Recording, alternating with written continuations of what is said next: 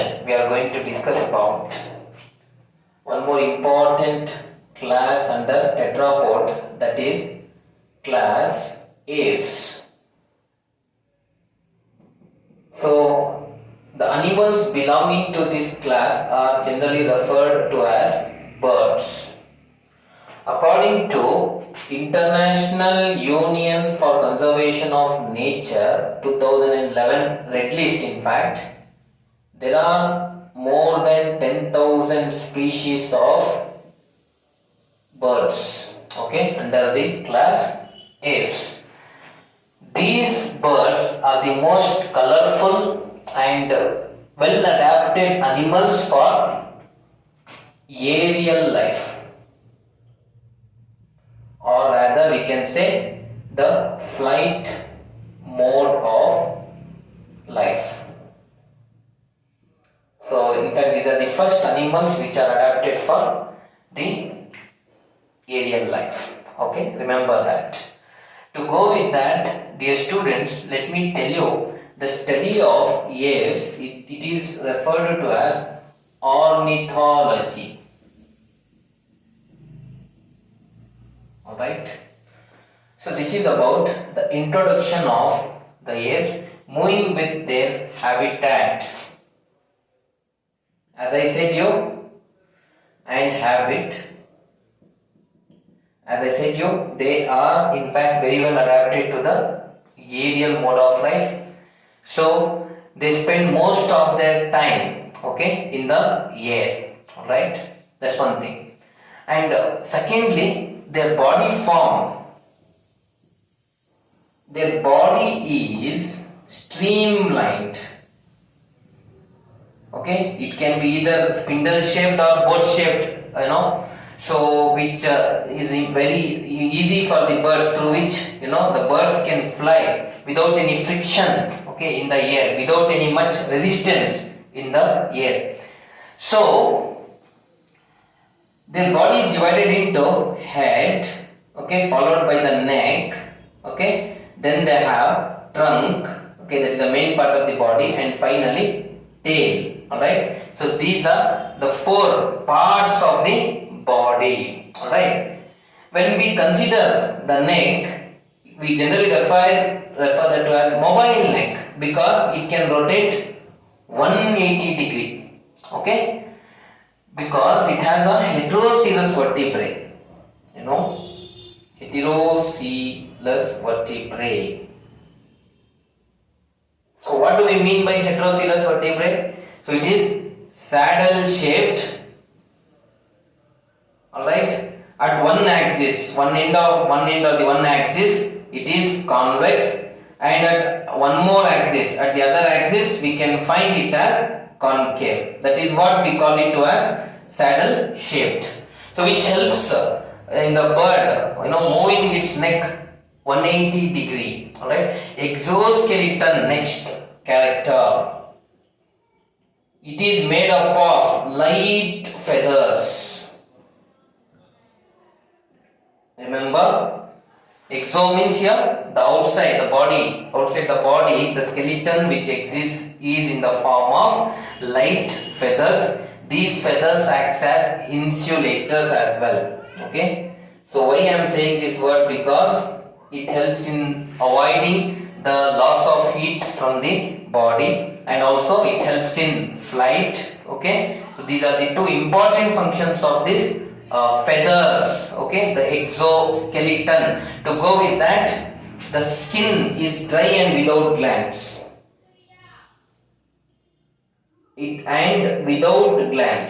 That means it generally lacks the glands, okay. And further, let me tell you, but in one region, like tail region, you can find the oil gland. That's one exception. Except in the tail, throughout their body, they don't have the glands. So let me tell you, they are adapted for aerial mode of life. Most of the time they spend in the air. Their body is streamlined, like a boat shaped, divided into head, neck, trunk and tail. Their neck can be rotated 180 degree, having heterocoelous vertebrae. Okay. Then Next, exoskeleton is made up of light feathers. I've already told you it helps in flight. To go with, it acts as insulator. Skin does not have any glands in it and it is dry, but it has glands only in the tail region. The next character we have here is endoskeleton. So endoskeleton here refers to the internal skeleton, okay, and it is here in case of apes, okay. So it is fully ossified. That means to say it is fixed in a position and it is very rigid. It is monocondylar. So that means it has a single convexity or protuberance or outgrowth through which it attaches itself to the first vertebrae. That is what we call it to as the atlas. Okay. Here the bones are hollow and they are filled with air. Okay. These bones are generally referred to as pneumatic bones, which is very important for flight as well because of their hollow nature and as they are filled with air. So balancing in the air is very important through this. Ribs are attached to the bone called sternum. Alright, they also have the thoracic basket, we say. Okay, so or rib cage rather in simple sense. So it provides the protection for the internal organs. The locomotion is through wings. These, dear students, let me tell you, these wings are nothing but they are modified forelimbs. Alright, remember,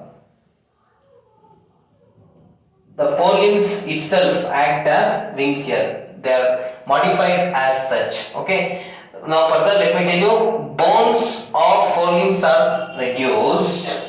Alright, and they bear numerous feathers. Alright. That's also one point you can remember. Moving to their hind limbs. See, they are also very well modified, okay, and they form certain structures as well called as scales. These scales are important for walking, for swimming, for clasping. Clasping here is to hold on to the branches of the tree. Alright. So they also have claws. Okay, they are clawed. So that means it is important for again stiffly holding on to the branches. Okay, and to catch its prey or to hold its prey also. This is important, and it is also provided with perching muscles. So these perching muscles, with the help of this, they can move very rapidly onto the branches, dear students. Moving on to the digestive system, it is very well developed.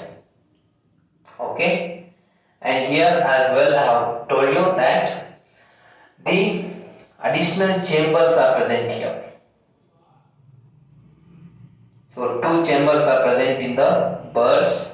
One is the crop and another one is the gizzard.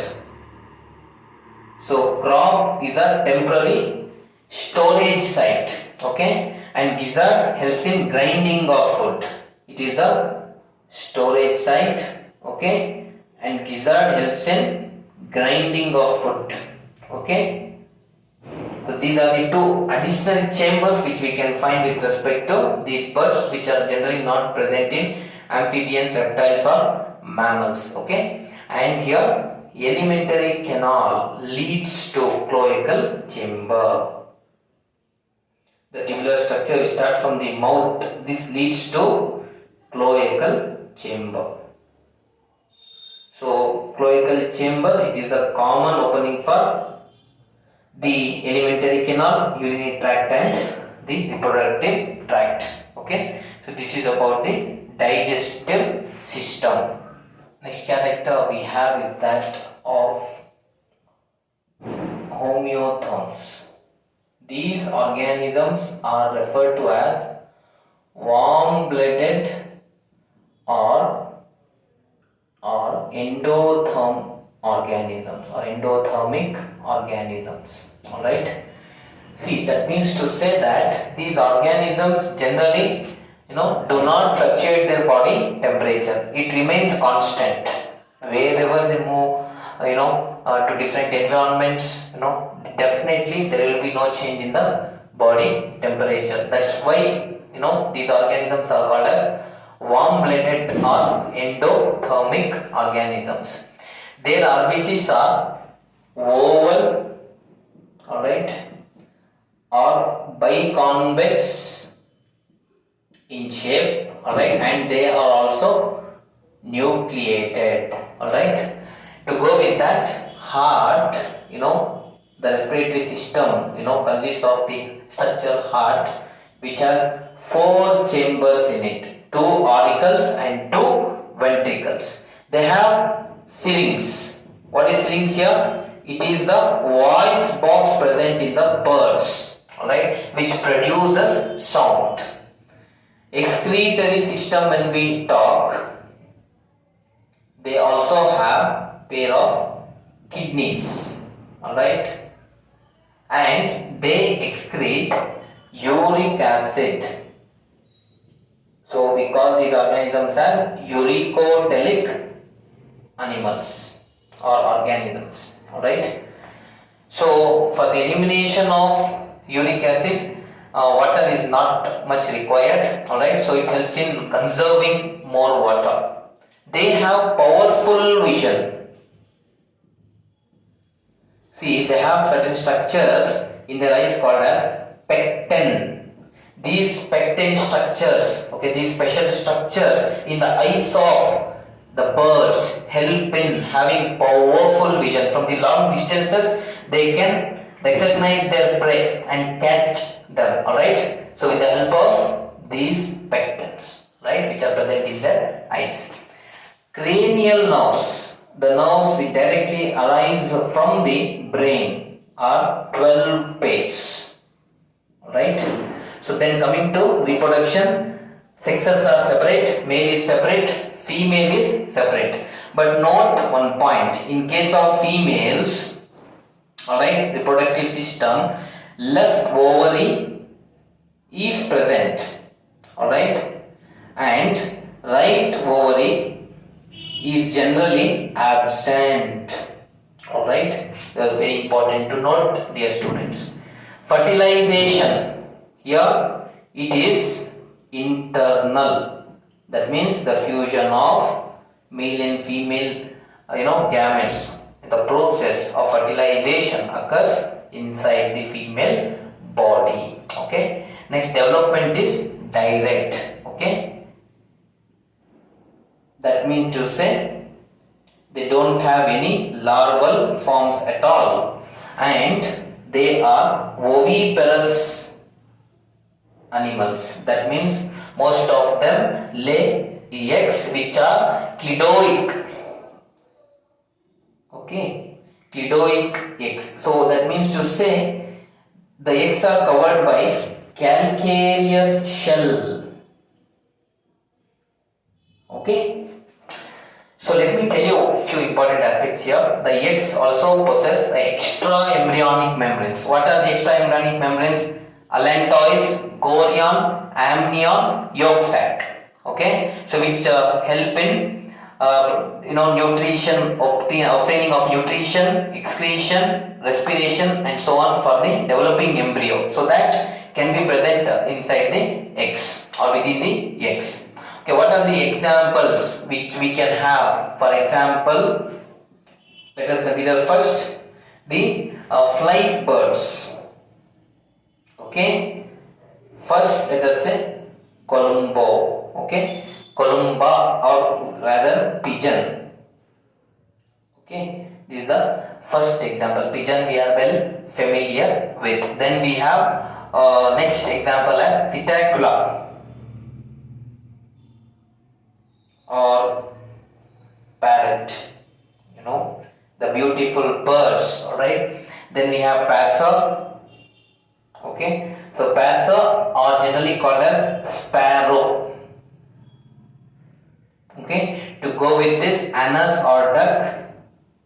Note down these examples, dear students. Okay, then let me give one more example. We have povo or peacock. Okay, povo or peacock. Alright, so these are flight birds. What are the flightless birds? Okay, let us say we have emu, okay, kiwi, dear students. Okay, to go with this, let me say even ostrich, alright, penguin, right. So these are few of the examples which you can consider for flightless birds. They don't fly. Okay. So we have finished with the characters and examples of the class aves, where the animals called birds are included.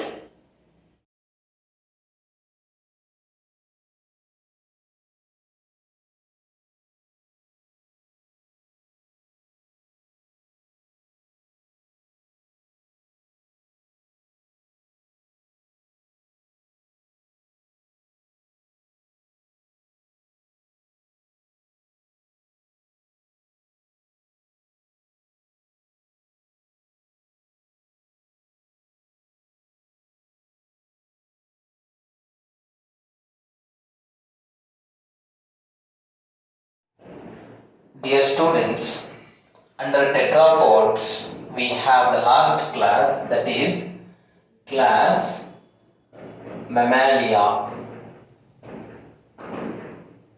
See, the animals belonging to this class Mammalia are referred to as mammals. Alright. Remember, according to International Union for Conservation of Nature, there are approximately around 5,499 species. This data is based on 2011 Red List of IUCN. Alright.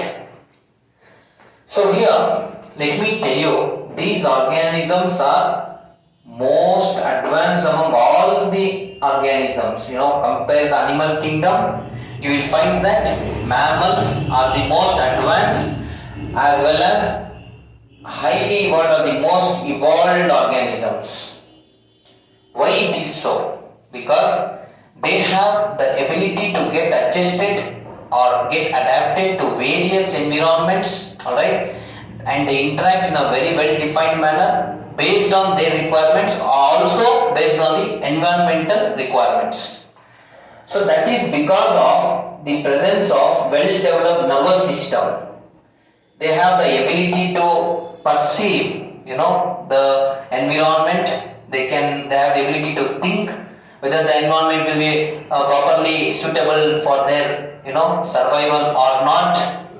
To in fact thrive there, to survive there, to reproduce, and also to get the nutrition. All these aspects can definitely be in fact considered because of the presence of the well-developed nervous system. There is an important characteristic feature of what we can say here, the Mammalia class.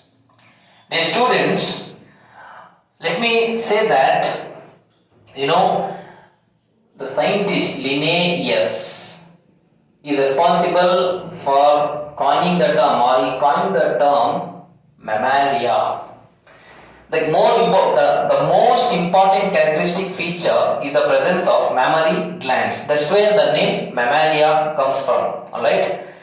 The mammary glands are very well developed in the females, which helps in breastfeeding the baby or the offspring. Alright. Let me discuss about that in the coming topic. First of all, let us discuss their habitat and habit. As I said you, they are very well adjusted to most of the environments. They are adjusted to the grasslands, they are adjusted to the deserts, they are adjusted to cold climatic conditions, they are adjusted to tropical regions, alright, temperate regions, or rather I can say, most of the environment they are adjusted. Even few of the mammals are having the ability to fly, or they have the flight mode of life as well, okay.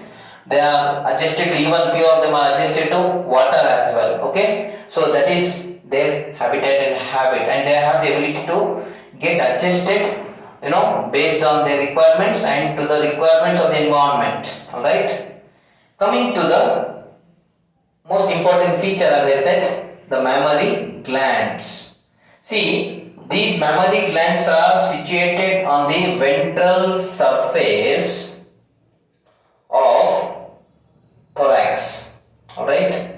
So they can be present, well developed in the females, alright. And this is the very important point, note it. They can vary from 2 numbers to many, okay. It can be 2 to 10 or 2 to 12 or 2 to 14, depends, alright, on the organism. So generally it will have 2, or it can go up to many numbers, alright. And coming to their body form, dear students, their body is divided into head, neck, alright, then followed by trunk and tail, alright. So this is their body form. They have diaphragm, okay. So this trunk, but we have the main body part is further divided into upper thorax and lower abdomen, alright. Upper thorax and lower abdomen. These two are in fact separated by a sheet of muscle called as diaphragm. I hope you understood this, alright. See, the body is divided into head, neck, trunk and tail. Further, trunk is divided into upper thorax and lower abdomen. So these two are separated by a sheet of muscle called as diaphragm, alright students. Then coming to their skin, alright, this skin possesses sweat glands, alright. So it produces sweat, and to go with this, even they have sebaceous glands. What are these sebaceous glands? These secrete the oil, okay. So that is one thing, okay. It provides most of the time the immunity to the body. It is made up of a protein called keratin, generally, okay.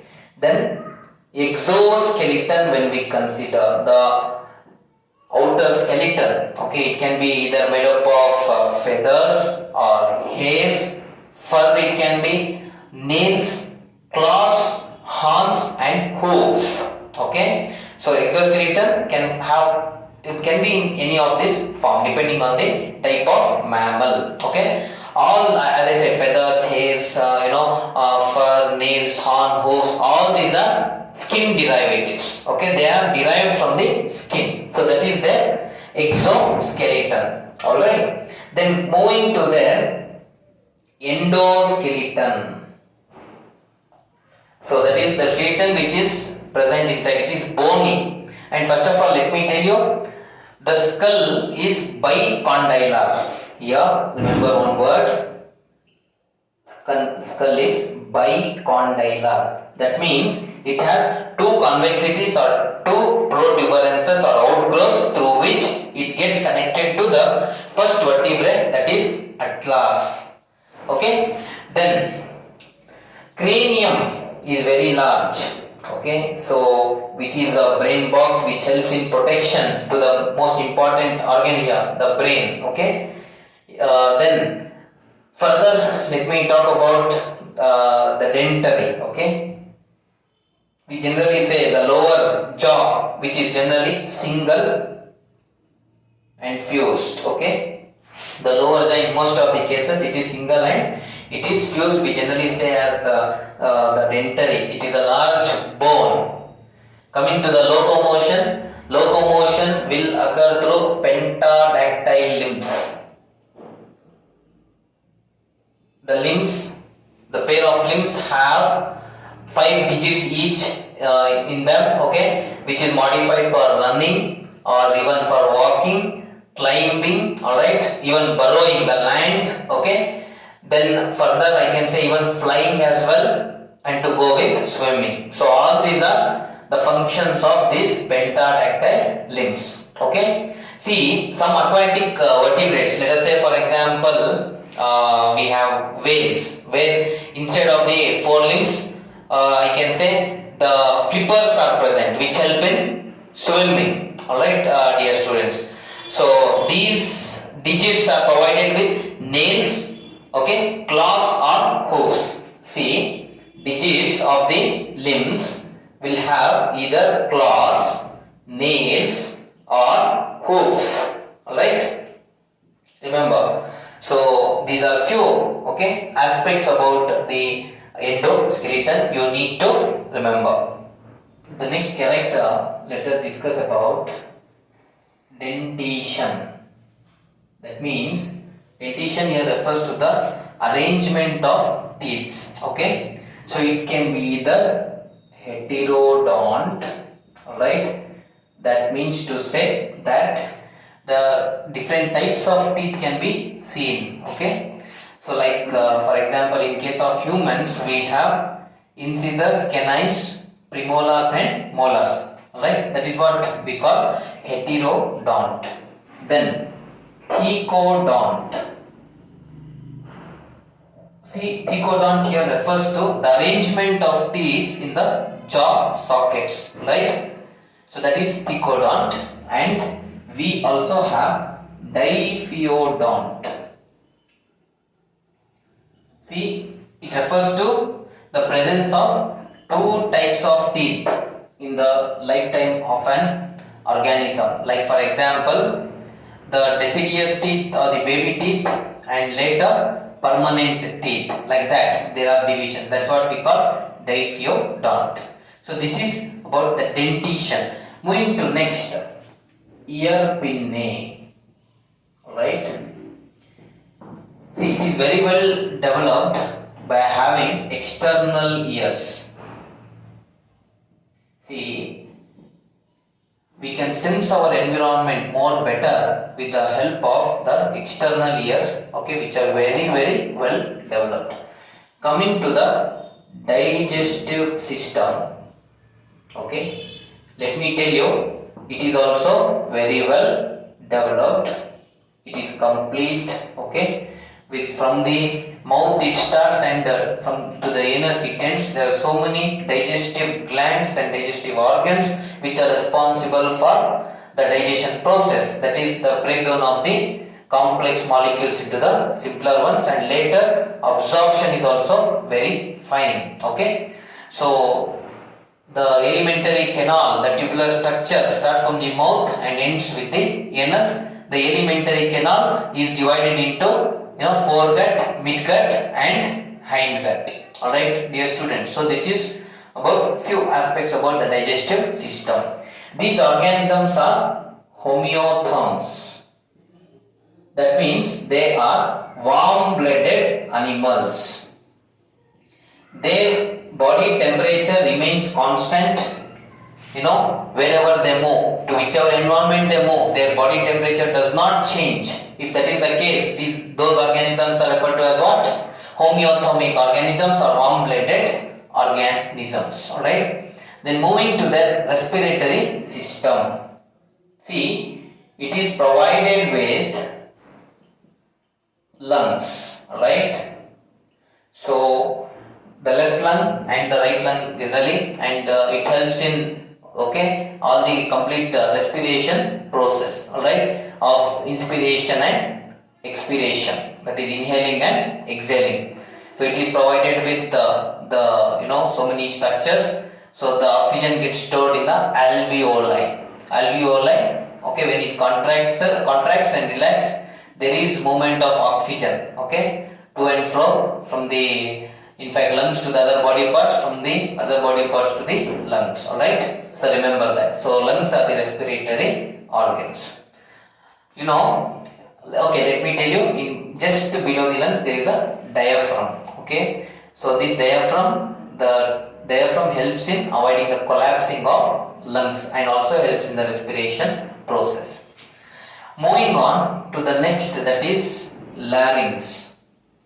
So in case of mammals, larynx is the voice box which produces the sound.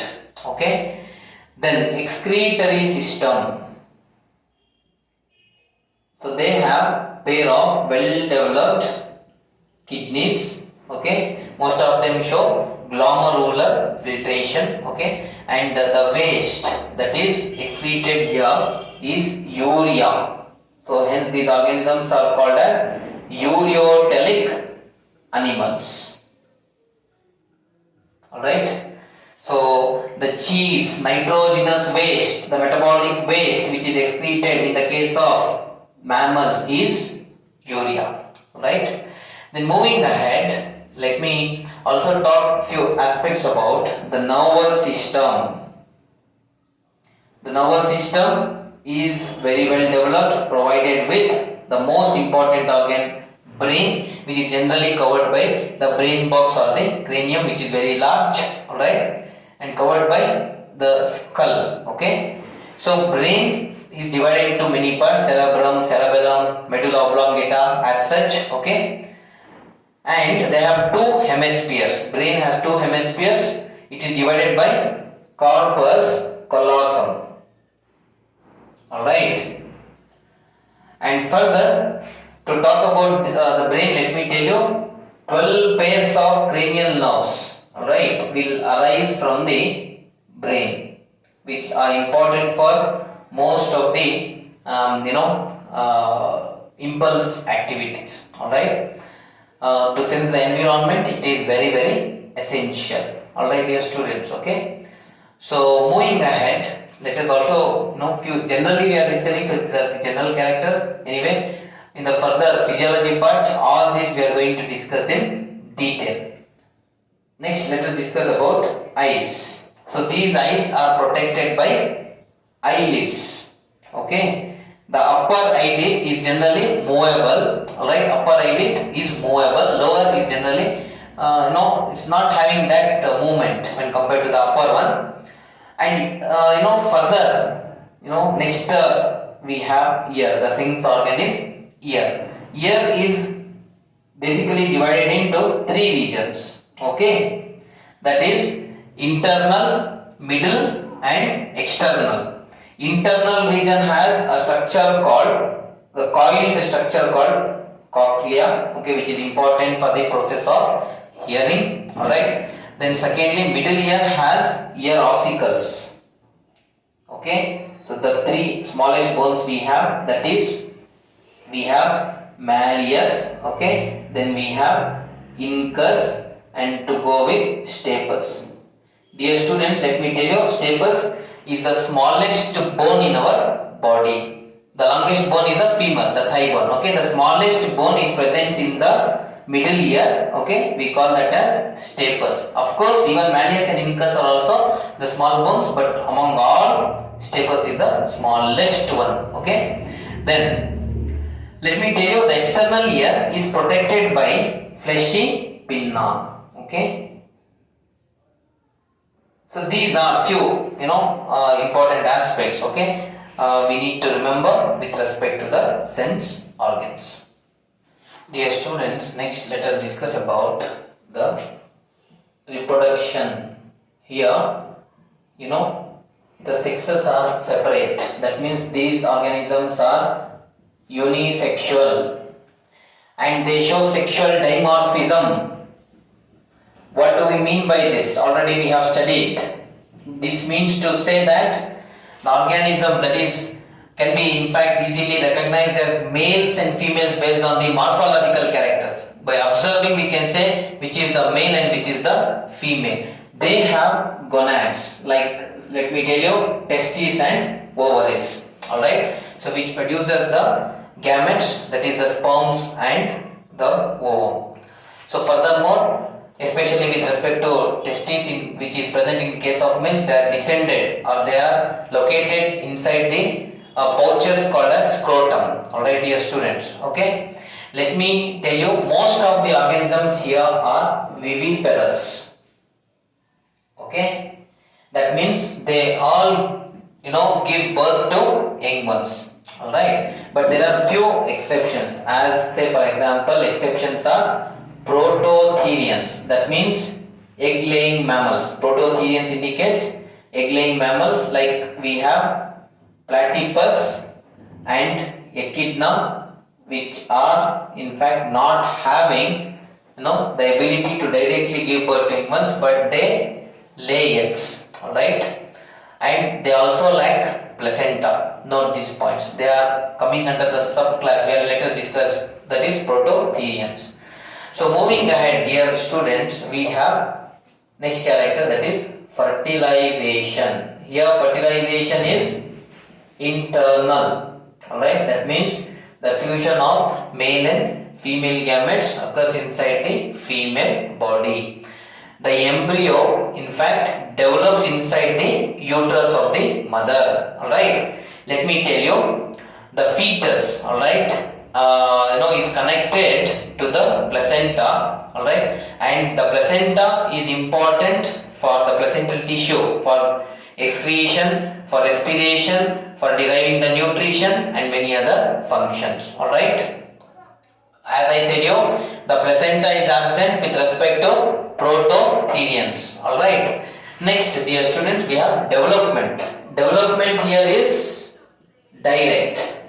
That means they don't have larval stages at all. Alright, and they are provided with extra embryonic membranes, that is amnion, alright, chorion, allantois, to go with yolk sac.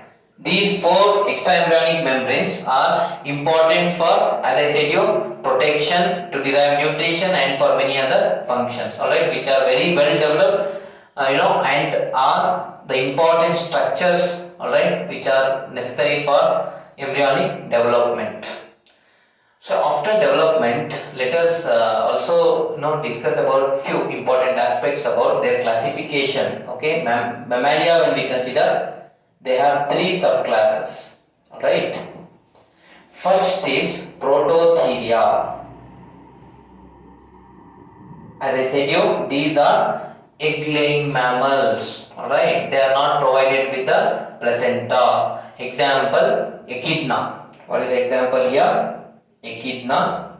Alright, echidna is generally called as scaly anteater. Alright. Okay, let me also give you one more example, duck-billed platypus.